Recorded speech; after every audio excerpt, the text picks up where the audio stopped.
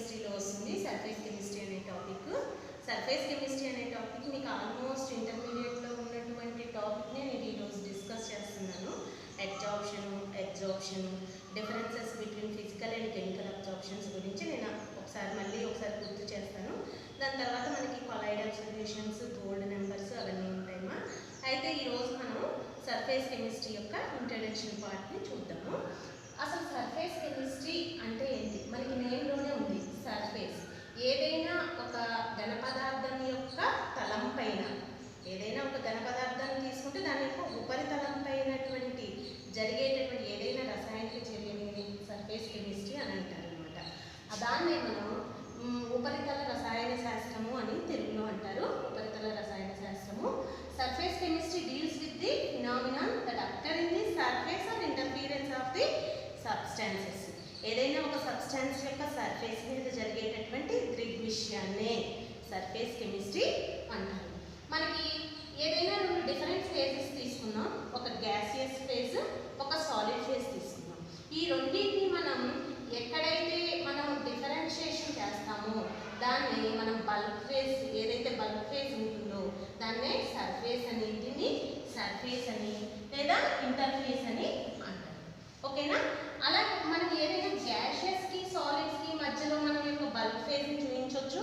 అలాగే మనకు ఒక సాలిడ్కి లిక్విడ్కి మధ్యలో బల్క్ ఫేజెస్ని చూపించవచ్చు. కానీ గ్యాసియస్కి గ్యాస్కి మధ్యలో మనకి బల్క్ ఫేజ్ అనేది ఉండదు.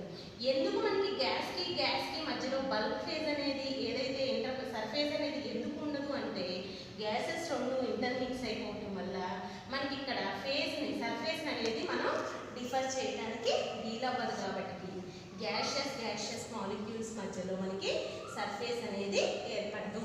The chemistry that deals with the boundary అంటే this is boundary separating of two bulk phases. One is solid phase, another one is gaseous phase. ఈ రెండు టూ బల్క్ ఫేజెస్ ని సెపరేట్ చేయడానికి యూజ్ చేసేటటువంటి ఈ బౌండరీనే మనం సర్ఫేస్ అని కానీ లేదా ఇంటర్ఫేస్ అని కానీ అంటాం. ఓకేనా? దిస్ ఈజ్ సర్ఫేస్ కెమిస్ట్రీ యొక్క ఫస్ట్ సింపుల్ ఇంట్రడక్షన్. నెక్స్ట్ వచ్చేసి అబ్జార్ప్షన్ అండ్ అబ్జార్ప్షన్ బి ఉంటే అబ్జార్ప్షన్ అంటే సింపుల్గా మనకి అర్థమయ్యే విధంగా చెప్పాలంటే, మనం ఒక స్పాంజ్ని తీసుకొని ఆ స్పాంజ్ని ఒక వాటర్లోకి డిప్ చేసామనుకోండి. వాటర్లో డిప్ చేస్తే ఏమవుతుందండి? అది వాటర్ మొత్తాన్ని కూడా ఆ స్పాంజ్ అనేది అబ్జర్వ్ చేసుకుంటుంది. ఎలా అబ్జర్వ్ చేసుకుంటుంది? ఒక దగ్గర ఎక్కువగాను ఒక దగ్గర తక్కువగాను అది అబ్జర్వ్ చేసుకుంటుంది. ఈక్వల్గా అబ్జర్వ్ చేసుకుంటుంది. ఆ స్పాంజ్ అనేది అక్కడ మనం ఎంతవరకు అయితే వాటర్లో దాన్ని డిప్ చేసామో అంత సర్ఫేస్ వరకు అది వాటర్ని ఎలాగా ఈక్వల్గా డిప్ చేసుకుంటుంది, అంటే పీల్ చేసుకుంటుంది. అలాగే ఒక చాక్ పీస్ ఉంది. చాక్ పీస్ని కొంచెం వాటర్లో వేసాం. ఏమవుతుందండి? చాక్ పీస్ ఒక దగ్గర పొడిగా ఒక దగ్గర తడిగా ఉంటుంది. మొత్తం చాక్ పీస్ కూడా మనకి తడిగా అయిపోతుంది. దాన్ని విరిపి చూసినప్పుడు లోపల ప్లేస్ కూడా అది కొంచెం ఎక్కువ టైం ఉంచేసి విరిపేసి చూసినప్పుడు దాని లోపల ఉన్నటువంటి మొత్తం పార్టికల్స్ కూడా అవి తడిగా అనిపిస్తూ ఉంటాయి అన్నమాట. దాన్ని అబ్జార్ప్షన్ అంటారు. ఇంకో ఎగ్జాంపుల్ చెప్పుకోవాలంటే చాయ్ బిస్కెట్. మనం చాయ్లో బిస్కెట్ ఎప్పుడైతే ముంచుతామో చూడండి, మనం ఎక్కడి వరకు అయితే డిప్ చేస్తామో ఇక్కడ వరకు మనం డిప్ చేయగలిగితే అంతవరకు దానికి ఉన్నటువంటి వాటర్ ఏదైతే ఉంటుందో లేదా టీ ఏదైతే ఉంటుందో దాన్ని అబ్జర్వ్ చేసుకుంటుంది. ఆ పైన ఉన్నది అబ్జర్వ్ చేసుకుంటుంది. మనం ఎంతవరకు అయితే డిప్ చేస్తున్నామో అంతవరకు ఉన్నటువంటి సర్ఫేస్ మొత్తాన్ని కూడా అది అబ్జర్వ్ చేసుకుంటుంది. దాన్నే అబ్జార్ప్షన్ అంటారు. It is A phenomena which one of substance enter into the another substance.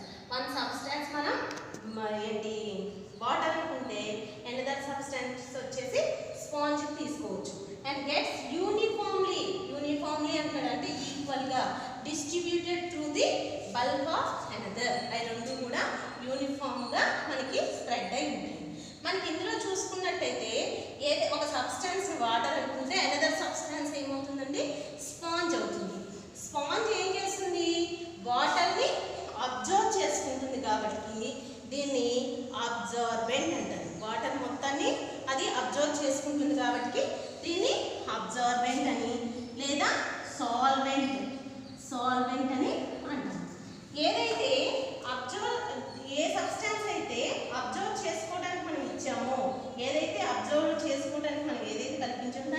అబ్జార్బేట్ అంటాము. దీన్ని సొల్యూట్ అని కూడా అంటాము. ఓకేనండి.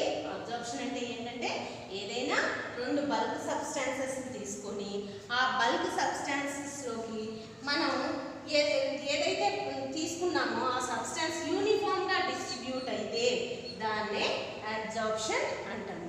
ఓకేనండి. నెక్స్ట్ వచ్చేసి అబ్జార్ప్షన్. అబ్జార్ప్షన్ అంటే ఏం లేదండి, ఇది బ్లాక్ బోర్డ్. ఈ బ్లాక్ బోర్డ్ పైన ఏం చేశాను, మొత్తం రాస్తున్నాను. రాసేసినప్పుడు ఈ రాసేసినటువంటి చాక్ పీస్ అనేది ఈ పైన సర్ఫేస్ వరకు ఇది స్ప్రెడ్ అయి ఉంటుంది, కానీ ఈ లోపల వరకు డిప్ అయిపోతుంది, లోపల వరకు వెళ్ళిపోదు. ఇందాక స్పాంజ్లో వాటర్ ఎలా వెళ్ళిపోతుందో అలాగా లోపల వరకు వెళ్ళిపోదు, కేవలం సర్ఫేస్ మీద మాత్రమే ఉంటుంది. జస్ట్ నేను ఏదైనా ఒకటి రాసేసిన తర్వాత జస్ట్ రిమూవ్ చేయగానే ఈజీగా రిమూవబుల్ అవుతుంది అనమాట. అటువంటి దాన్ని అబ్జార్ప్షన్ అంటాం. ఓకేనండి. It is a phenomenon in which one substance accumulates on the surface of the another substance is higher concentrated is called a absorption. Black board మనం చాక్ పీస్ని మన ఎగ్జాంపుల్గా తీసుకోవచ్చండి. అలాగే సిలికాజెల్ ప్యాకెట్స్లో ఉన్నటువంటి సిలికాజెల్ని ఎగ్జాంపుల్గా తీసుకోవచ్చు. ఇందులో చాక్ అనేది మనకి అబ్జార్బేట్గా పనిచేస్తుంది.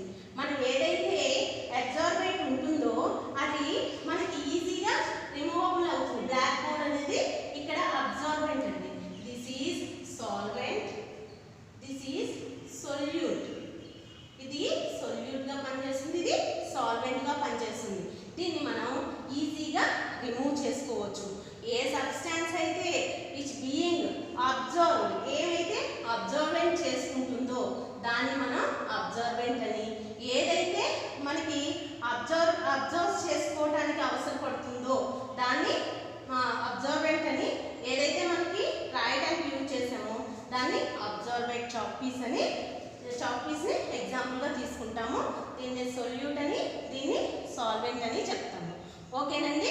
అధిశోషణము మరియు అభిశోషణము, తెలుగులో అయితే ఆ టూ వర్డ్స్ యొక్క అధిశోషణము అభిశోషణము. ఓకేనండి. నెక్స్ట్ వచ్చేసి చిన్న టాపిక్ హీట్ ఆఫ్ అబ్జార్ప్షన్ చూసుకున్న తర్వాత మనం ఫిజికల్ అండ్ కెమికల్ అబ్జార్ప్షన్స్లోకి వెళ్దాము. ఓకేనండి. Heat of absorption. Heat of absorption అంటే ఏంటంటే ఏదైనా ఒక సర్ఫేస్ తీసుకోండి, ఏదైనా ఒక సర్ఫేస్ మీదకి మనకి అదర్ సర్ఫేస్ యొక్క సబ్స్టాన్స్ వచ్చి మనకి ఇక్కడ ఉపరితలం పైన ఏంటి తీసుకున్నప్పుడు అంటే ఇక్కడ ఏమవుతుందంటే ఫోర్స్ ఆఫ్ అట్రాక్షన్ అనేది జరుగుతుంది. ఈ ఫోర్స్ ఆఫ్ అట్రాక్షన్ జరిగినప్పుడు వేరొక సర్ఫేస్ యొక్క ఏదైనా ఒక పార్టికల్ వచ్చి మనకి అబ్జార్బెంట్ యొక్క సర్ఫేస్ మీద మనకి ఇలాగా స్ప్రెడ్ అయి ఉంటాయండి. ఇలా స్ప్రెడ్ అయినప్పుడు ఇక్కడ నుంచి ఎనర్జీ అనేది రిలీజ్ అవుతుంది. ఎనర్జీ అనేది రిలీజ్ అవుతుంది. ఈ ఎనర్జీ రిలీజ్నే హీట్ ఆఫ్ అబ్జార్బెంట్ అంటారు.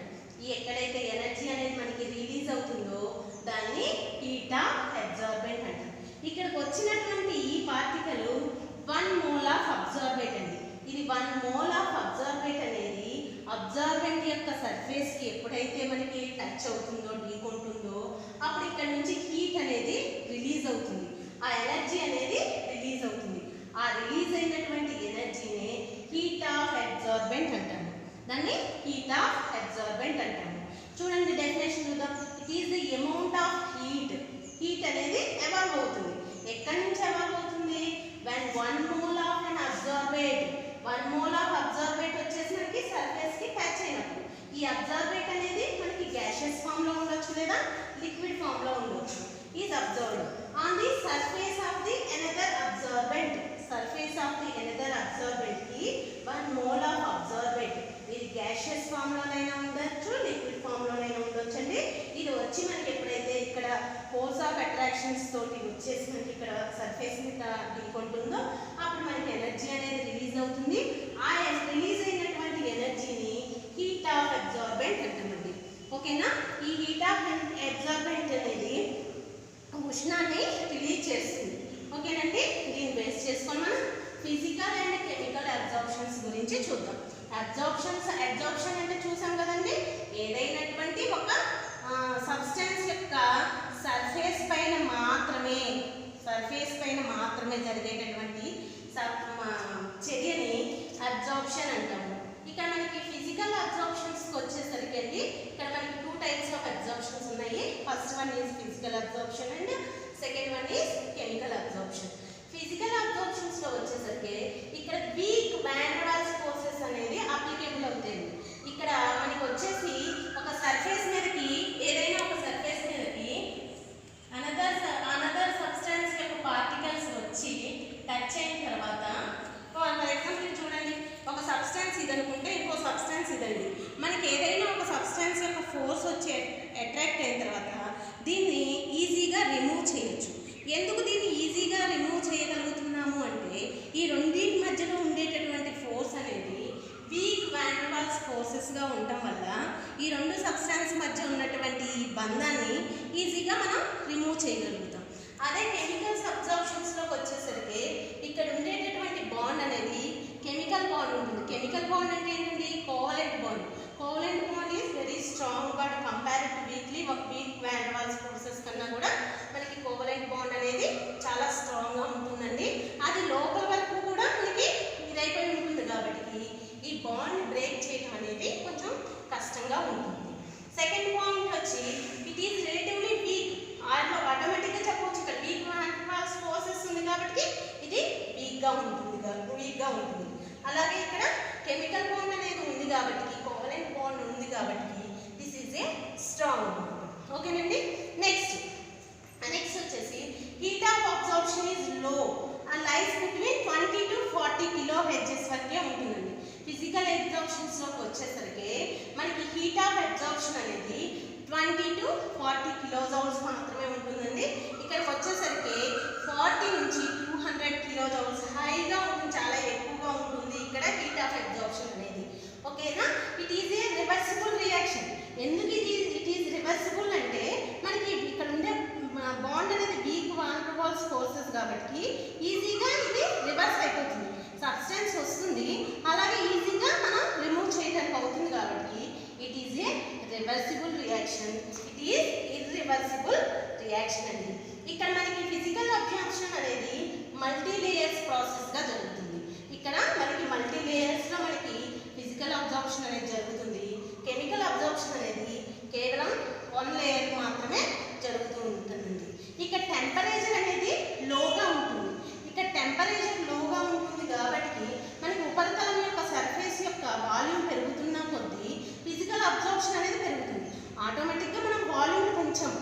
వాల్యూమ్ అంటే మనకి పైన ఉన్న సర్ఫేస్ యొక్క ఏరియాని పెంచుతుంటే మనకి వచ్చి అబ్జర్వ్ అయ్యేటటువంటి పార్టికల్స్ కూడా ఎక్కువగానే ఉంటాయి. అంటే సర్ఫేస్ యొక్క ఏరియాని పెంచితే ఆటోమేటిక్గా ఫిజికల్ అబ్జార్ప్షన్ అనేది ఎక్కువగా జరుగుతుంది. అలాగే కెమికల్ అబ్జార్ప్షన్ కూడా ఎక్కువగా జరుగుతుంది. ఇక్కడ టెంపరేచర్ అనేది హైగా ఉంటుంది. ఇదని కెమికల్ అండ్ ఫిజికల్ అబ్జార్ప్షన్స్ యొక్క డిఫరెన్సెస్ అండి. ఇక్కడ నుంచి మనకి నెక్స్ట్ టాపిక్ వచ్చేది కొలైడల్ సొల్యూషన్స్ ఉంటుంది. కొలైడల్ సొల్యూషన్స్ గురించి నెక్స్ట్ క్లాస్లో మనం డిస్కస్ చేద్దామండి. ఒకసారి ఇది మీరు ఒకసారి నోట్స్ రాసుకోవాలనుకుంటే డెఫినేషన్స్ ఇవి రాసుకోవచ్చండి. తెలుగు మీడియం వాళ్ళకైతే కనుక